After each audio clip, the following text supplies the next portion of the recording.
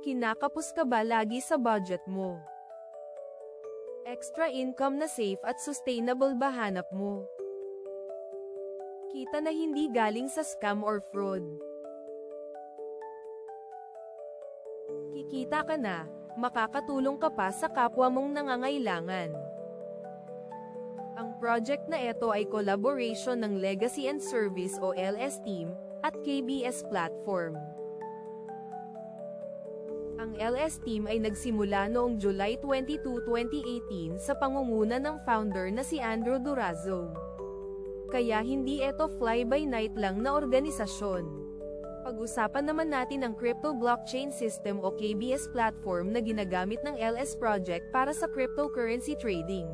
Ang KBS ay registered bilang Money Services Business or MSB sa United States Financial Crimes Enforcement Network ng Treasury Department.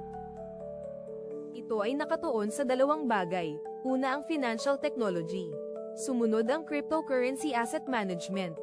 Usap tayo para sa karagdagang impormasyon at detalye tungkol sa LS Project.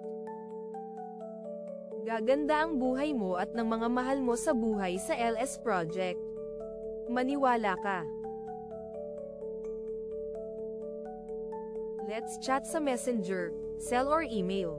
Ito na ang simula ng pag-angat mo sa buhay. Chat soon.